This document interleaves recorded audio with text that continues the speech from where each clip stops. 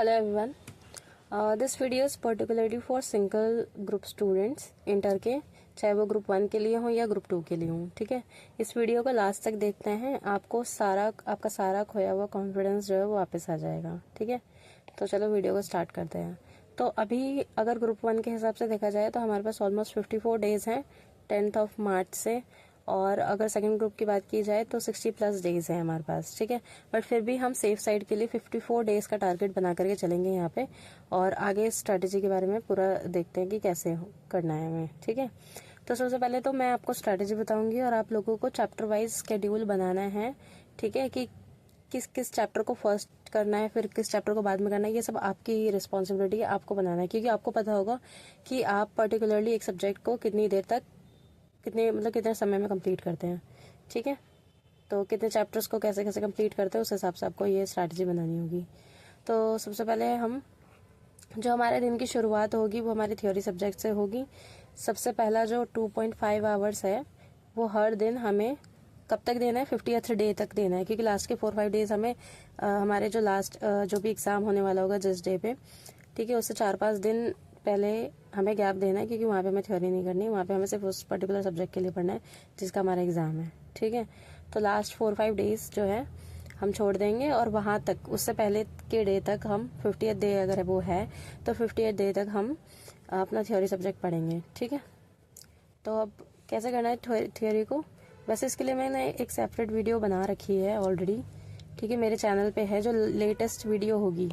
ठीक है, for theory के लिए एक बार आप उसको देख लेना, ज़्यादा लंबी वीडियो नहीं है वो, शायद 4-5 मिनट्स की है, काफ़ी हेल्पफुल रहेगी। ठीक है, तो सबसे पहला 0.5 आवर्स तो रिवाइज करना है हमें प्रीवियस डे के टॉपिक को, जो भी हमने पिछले दिन पढ़ा है ना उस टॉपिक को हमें आधे घंटे में फटाफट रिवाइज करना है। ठीक है, और जो उसके बाद के जो 2 आवर्स होंगे उसके बाद हमें वो न्यू टॉपिक जो भी हम उस दिन के लिए डिसाइड किया है हमने, फॉर एग्जाम्पल आज फर्स्ट डे है तो फर्स्ट डे को अगर हमने कोई एक चैप्टर डिसाइड किया तो उस चैप्टर को कंप्लीट करना है। ठीक है, या कोई टॉपिक डिसाइड किया तो उसको कंप्लीट करना है। तो उसको कैसे करना है, रीड एंड अंडरस्टैंड करते हुए करना है। वो तभी आपको समझ में आएगा जब आप मेरी ये लेटेस्ट जो थ्योरी वाली वीडियो है ना, आप उसको देख लोगे ना एक बार, तो आपको बहुत अच्छे से क्लियर हो जाएगा कि कैसे करना है। ठीक है, टॉपिक और कीवर्ड्स के साथ रीड एंड अंडरस्टैंड करते हुए जाना है। लर्निंग पे फोकस नहीं होना चाहिए, किसी को रटने पे फोकस नहीं करना है, समझने पे ज़्यादा फोकस करना है। क्योंकि आपको वैसे भी पता है कि अभी जो है ICI का पैटर्न बहुत ज़्यादा चेंज हो चुका है, वो पहले की तरह रिपीटेटिव क्वेश्चंस नहीं देता है। ठीक है, सारे कॉन्सेप्चुअल क्वेश्चन अब आते हैं, तो आपको कॉन्सेप्ट बहुत अच्छे से आना चाहिए। ठीक है, तो इस तरीके से ना आपका क्या होगा, थ्योरी का ना क्यूमुलेटिव रिवीजन होता जाएगा। क्योंकि आपने जो लास्ट डे पढ़ा उसको आप लास्ट डे जो आपने पढ़ा उसको आप उसके अगले दिन रिवाइज कर लेंगे। ठीक है, इसी तरीके से पैटर्न चलता रहेगा। फिर बीच में आप एक डे डिसाइड कर सकते हैं जिस दिन आप ऑलमोस्ट 1 वीक का पूरा रिवाइज कर लेंगे एक बार। ठीक है, तो ऐसा कुछ कर सकते हैं, वो आप एक बार वो थ्योरी वाली वीडियो देख लेना। ठीक है, MTP RTP ज़रूर सॉल्व करने, जो भी लेटेस्ट MTP RTP हैं। ठीक है, क्योंकि इससे पता चलेगा कि कैसा पैटर्न चल रहा है अभी हमारा। ठीक है, ICI का, तो इससे आपको काफ़ी नॉलेज हो जाएगी। तो MTP RTP सॉल्व करना ज़्यादा बेटर होगा, इंस्टेड ऑफ जो बहुत पुराने क्वेश्चन है उस पर दिमाग मारने से कोई फ़ायदा नहीं है। ठीक है, आप कर सकते हो, उसे छोड़े ना, लेकिन मैं ये बोलना चाहती हूँ कि MTP RTP जो भी लेटेस्ट है उसको ज़्यादा करेंगे तो वो ज़्यादा बेटर रहेगा। ठीक है, और राइटिंग प्रैक्टिस कर सकते हैं आप MTP RTP को सॉल्व करके। ठीक है, तो अब हम चलते हैं प्रैक्टिकल सब्जेक्ट की तरफ। तो ग्रुप 1 वाले हैं तो इनके पास 2 सब्जेक्ट होगा, अकाउंट्स और टैक्सेशन। ग्रुप 2 वाले हैं तो उनके पास कॉस्टिंग है ना, SFM होगा। ठीक है, SM और FM होगा, सॉरी। तो अब हमें ना देखो हर बार ना फुल सिलेबस करना है। मतलब अगर मैं फर्स्ट 10 डेज ये जो दे रही हूँ इसको, इस फर्स्ट 10 डेज में पूरा का पूरा टैक्सेशन करना है अगर ग्रुप 1 वाले हैं, और ग्रुप 2 वाले हैं तो उनको पूरा SFM SM और FM को कंप्लीट करना है। ठीक है, अब कैसे करेंगे उसके बारे में हम आगे बात करेंगे। ठीक है, फिर हमें डिसाइड कैसे करना, हमें डिवाइड करना है। ठीक है, इस 54 डेज को तो मैंने डिवाइड किया। फर्स्ट 10 डेज जो जाएगा मेरे टैक्सेशन को, मैंने क्यों पहले टैक्सेशन रखा, ताकि लास्ट में अकाउंट्स आए, क्योंकि सबसे पहला पेपर आपका अकाउंट्स का होगा। और अगर आप ग्रुप 2 वाले हैं तो लास्ट में आपका कॉस्टिंग रखा है मैंने, क्योंकि फर्स्ट पेपर आपका कॉस्टिंग का होगा। ठीक है, तो फर्स्ट 10 डेज मैंने टैक्सेशन को दिए हैं, सेकंड 10 डेज फिर अकाउंट्स को करना है। जब आप टैक्सेशन कर रहे होगे तब आप पूरी तरीके से अकाउंट्स को भूल जाना कि अकाउंट्स नाम का कोई सब्जेक्ट है आपके पास। ठीक है, जब आप अकाउंट्स करोगे तब भूल जाना कि टैक्सेशन नाम का कोई सब्जेक्ट है। ठीक है। तो इस तरीके से मैंने डिवाइड कर दिया है कि ऐसे से, तो ये टोटल आपके 54 डेज हैं, ठीक है। 54 डेज है जिसमें आपको पूरा सिलेबस बहुत अच्छे से रिवाइज हो जाएगा और बहुत अच्छे नंबर स्कोर कर पाओगे, ठीक है। जब मैं 25 डेज में फाइनल का एक ग्रुप निकाल सकती हूँ अच्छे नंबर स्कोर करके, तो फिर आप लोग भी कर सकते हैं आराम से, आपके पास बहुत सफिशिएंट टाइम है अभी, ठीक है। तो ये हो गया, ये तो मैंने बता दिया आपको कि डेज में कैसे कैसे डिवाइड करना है, ठीक है। अभी क्या है कि जैसे अब टैक्सेशन है, आप टैक्सेशन को पूरे 10 डेज मैंने दिए हैं, तो आप पूरे 10 डेज कैसे करोगे? तो फिर डे कैसे डिसाइड होगा? सबसे पहले तो सुबह आप उठे, या जो भी आप इवनिंग पर्सन हो, जब आप उठे तो पहले आप फ्रेश वगैरह होकर के आपने जो फर्स्ट 2.5 आवर्स है वो तो आपने आपकी थ्योरी सब्जेक्ट को दे दिया, अगर लॉ है तो लॉ, ऑडिट है तो ऑडिट को दे दिया, ठीक है। वो 2.5 आवर्स चले गए। अब उसके बाद अपना जो भी रेस्ट करना, थोड़ा सा फ्रेश होकर के फिर आपको टैक्सेशन उठाना है, जो भी आपका प्रैक्टिकल सब्जेक्ट उस डेज में चल रहा होगा वो उठाना है। टैक्सेशन है तो टैक्सेशन, अकाउंट्स है तो अकाउंट्स, उसको उठाना है और उसको तब तक करते जाना है जब तक आपका टारगेट कंप्लीट ना हो, मतलब 8 to 10 आवर्स का तो रहे, ठीक है। मैं ब्रेक का कोई टाइम नहीं दे रही, क्योंकि ब्रेक जब हमें चाहिए होता है तो हम ले लेते हैं, ठीक है। कुछ भूख लगी तो कुछ खा लिया, रेस्ट, अगर नींद आ रही है तो नैप ले लेनी है, ठीक है। उसको अवॉइड ही नहीं करना, 15 मिनट की नैप बहुत अच्छी होती है, उससे वापस से आप एनर्जेटिक हो जाओगे, ठीक है। तो सॉरी, तो ऐसे करके आपको अपने पूरे सिलेबस को चलाना है। आगे चलते हैं अब। फिर उसके बाद आपका एग्जाम डेज आ जाएगा, उसके लिए मैंने ऑल द बेस्ट लिख दिया है, ठीक है। अभी रुको ज़रा, सब्र करो, चलो आते हैं। जब फर्स्ट टाइम रिवीजन करोगे, टैक्सेशन है जैसे, ठीक है, सेम ऐसे ही आपको अकाउंट्स को भी करना है, ठीक है। अकाउंट्स में आपको एएस एंड अदर चैप्टर्स में बांट लेना है। अब आपको देखना है कि अगर एएस 6 डेज में आपके कंप्लीट हो जाते हैं तो 4 डेज आपको अदर चैप्टर्स को देना है, ये 5 डेज में कंप्लीट हो जाते हैं तो 5 डेज अदर चैप्टर को देना है, ठीक है। वो देख सकते हैं। ऐसे सेम टैक्सेशन में, ठीक है, ये मैंने फर्स्ट 10 डेज की बात करी थी। तो अब ये टैक्सेशन जो फर्स्ट टाइम आप रिविजन करोगे, इट मीन्स आपका जो फर्स्ट 10 डेज चल रहा होगा तो उसमें कैसे करना है, ठीक है। तो आपको डीटी और जीएसटी में बांटना है, ठीक है। डीटी और जीएसटी में बांटना। और अगर आपका ग्रुप 2 वालों के लिए अगर एफएम एसएफएम है तो आप 5 डेज एसएम को और 5 डेज एफएम को दे सकते हैं, ठीक है। तो इस तरीके से बांटना है। और चैप्टर्स आपको पहले से ही डिसाइड कर लेने हैं। आज बैठ करके आप अपने पूरे चैप्टर्स डिसाइड कर लेना कि किस पैटर्न में मुझे कौन सा पहला चैप्टर पहले स्टार्ट करना है, कितने डेज में, डेज वाइज आपको डिवाइड कर लेना है कि फर्स्ट डे में ये मेरे 3 चैप्टर होंगे, या फिर अमेलगमेशन जैसा बड़ा चैप्टर है तो 1 डे लग जाएगा उसको, ठीक है। तो उस हिसाब से आप अपने चैप्टर्स को डिवाइड कर लेना डे वाइज, और उसी पैटर्न में चलना। और अगर कभी पढ़ते पढ़ते क्या होगा कि जैसे आपका फर्स्ट 10 डेज का रिवीजन है, ठीक है, तो अब इसमें कुछ पोर्शन जो है ना आपका छूट जाएगा, ठीक है। तो अब फुल सिलेबस लेके बैठे थे, फॉर एग्जांपल आपने यहाँ पे डिसाइड किया था कि मेरे को 10 चैप्टर्स करने हैं, ठीक है। अब इस 10 चैप्टर में से फॉर एग्जांपल 10 हुए, बट किसी किसी चैप्टर में 10 क्वेश्चन छूटे हैं, किसी चैप्टर में 5 क्वेश्चन छूटे हैं, या फिर कोई एक पूरा चैप्टर ही छूट गया है, तो उसकी टेंशन नहीं लेनी। जो टाइम आपने डिसाइड किया है उस टाइम में आपको पूरा कवर करना है सिलेबस को, ठीक है। जितना हो सकता है उतना करना, अगर नहीं होता तो स्किप करके दूसरे चैप्टर्स पे मूव ऑन कर जाना, ठीक है। एक ही चैप्टर को लेकर के पूरा टाइम वेस्ट नहीं करना है, ठीक है। और छोटे छोटे चैप्टर्स को बिल्कुल नहीं छोड़ना, क्योंकि आजकल के पैटर्न के हिसाब से छोटे छोटे चैप्टर्स बहुत ज्यादा स्कोरिंग आ रहे हैं और वो बहुत अच्छे मार्क्स भी आपको देके जा रहे हैं, तो वहां पे आपको उसको नहीं छोड़ना है, ठीक है।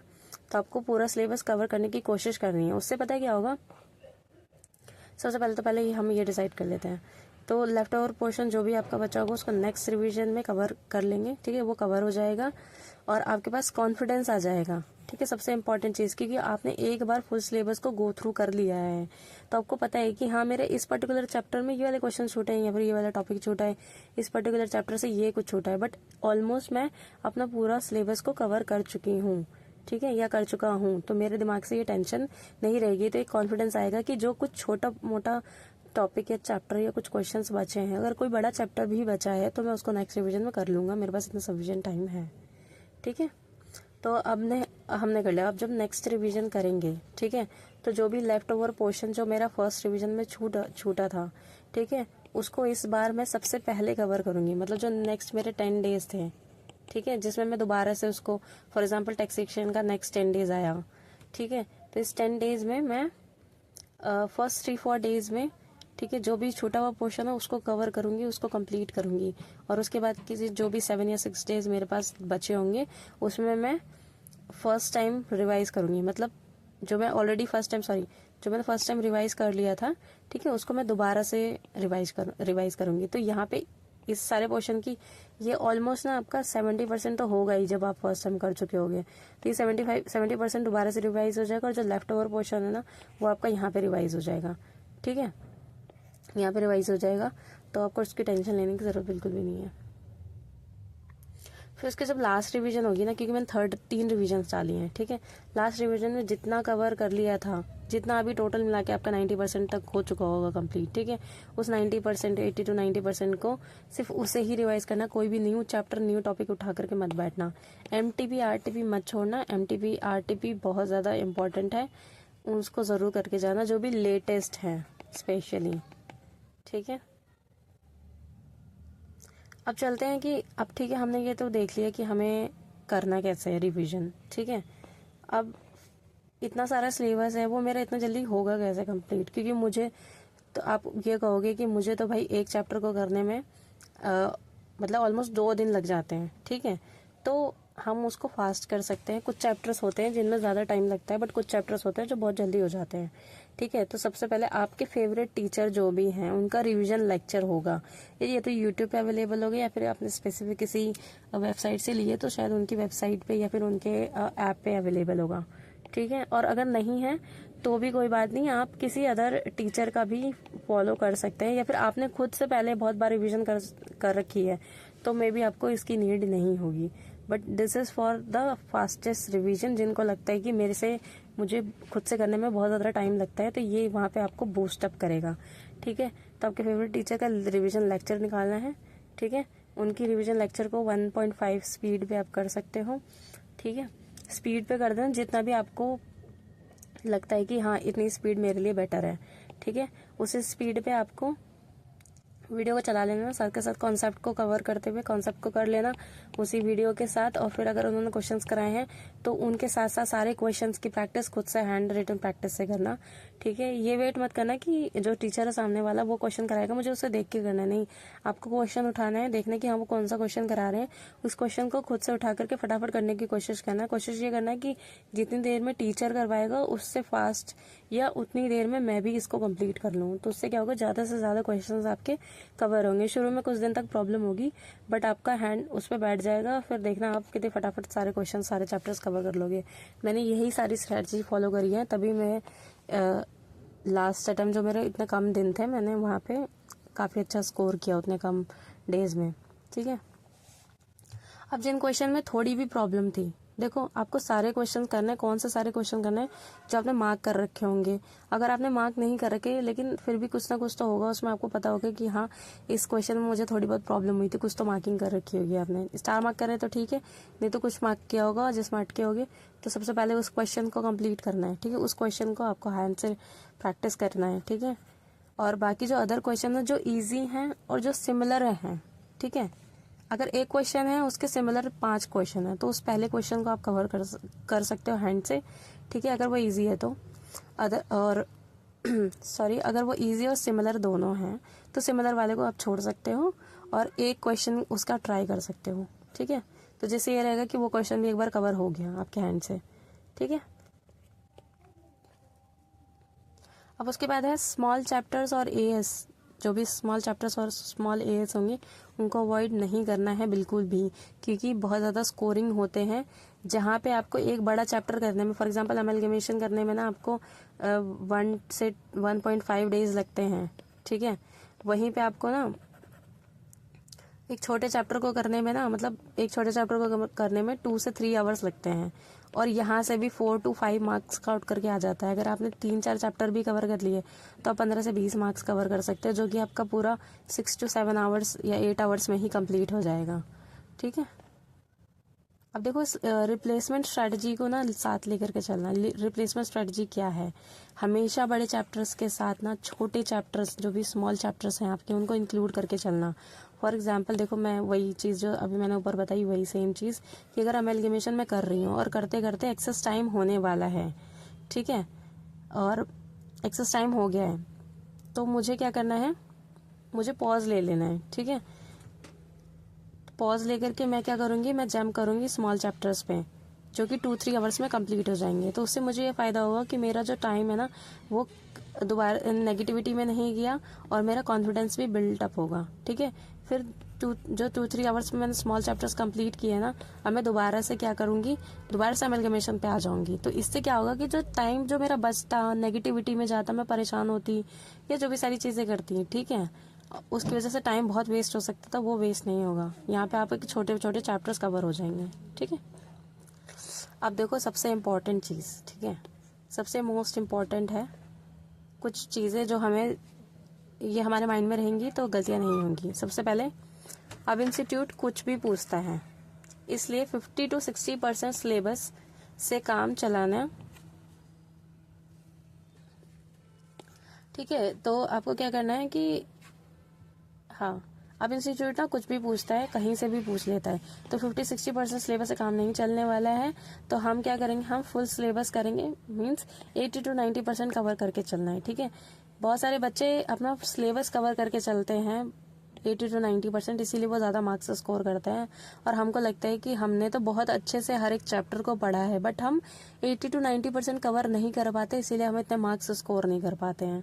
ठीक है, तो आपको क्या करना है कि आपको सिलेबस भी कंप्लीट करना है, क्योंकि आपको नहीं पता कि किन छोटे छोटे चैप्टर्स या फिर कौन से चैप्टर आप छोड़ के चले जाते हैं, उनमें से काफ़ी ज़्यादा स्कोरिंग नंबर आपके आते हैं। ठीक है, आप बहुत ज़्यादा स्कोर कर सकते थे, तो वो चैप्टर्स नहीं छोड़ने हैं आपको, इसलिए हम ज़्यादा से ज़्यादा पोर्शन को कवर करने की कोशिश करेंगे। ठीक है, अब दूसरी चीज़, RTI से आपको कॉपी मंगवा लेनी है, क्योंकि गलतियाँ एनालाइज करना बहुत ज़रूरी है। मैंने भी लास्ट अटेम्प्ट जब दिया था, लास्ट टू लास्ट अटेम्प्ट, तो SFM में मुझे लगा था कि मेरे मार्क्स 60+ जाएंगे, बट मेरे मार्क्स 24 आए थे। ठीक है, 24 मार्क्स आए थे और मेरा दिमाग इतना ख़राब हो गया था कि मैंने इतना अच्छे से अटेम्प्ट किया है, फिर भी मेरे मार्क्स 24 क्यों आए, और जबकि मुझे श्योर था कि मेरे को पक्का से पक्का 60% नहीं तो 50% से अबव तो आएंगे ही उसमें, बट फिर मेरे 24 आए। तो मैं बहुत ज़्यादा दुखी हो गई थी, मैं परेशान हो गई थी, मैं मानने को रेडी ही नहीं थी कि मेरी कहीं गलती हो सकती है। बट जब मैंने अपना पेपर निकलवाया, ठीक है, तो पेपर निकलवाने के बाद मुझे पता चला कि मेरी गलतियाँ थी, वो भी बहुत सारी सिली मिस्टेक्स थी। ठीक है, इस सिली मिस्टेक्स पे भी मैंने एक वीडियो बना रखी है। बहुत सारी सिली मिस्टेक्स होती हैं यार, कैलकुलेशन मिस्टेक्स होती हैं और बहुत सारी ऐसी मिस्टेक्स होती हैं, जैसे कि हमने क्वेश्चन में कुछ और लिखा हुआ था, हमने उतारते वक्त कोई और नंबर लिख दिया। ठीक है, तो ऐसी बहुत सारी गलतियों की वजह से मैंने अपने 30 मार्क्स तक गंवाए हैं। तो फिर आप लोग प्लीज़ इस चीज़ को अवॉइड करें, इसलिए कॉपी मंगवा लेना और गलतियाँ अपनी पहले पहचान लेना कि मेरी गलतियाँ कहाँ कहाँ हैं। ठीक है, और हम अपनी प्रैक्टिस में ही ये गलतियाँ नहीं होने देंगे, इसका मुझे प्रॉमिस करो। ठीक है, और जो भी डाउट हो, कमेंट सेक्शन खुला हुआ है, कमेंट सेक्शन में मुझसे पूछ सकते हो बेहिचक, किसी भी तरीके का क्वेश्चन हो, कोई भी टेंशन हो। ठीक है, मेरी तरफ से ऑल द बेस्ट, बहुत अच्छे से पेपर देना और प्लीज़ इस पैटर्न को ज़रूर फॉलो करना, जो मैंने बताया आपको बहुत ज़्यादा हेल्पफुल होगा लास्ट तक, और डरना बिल्कुल भी नहीं है। ठीक है, that's it for today, thank you so much.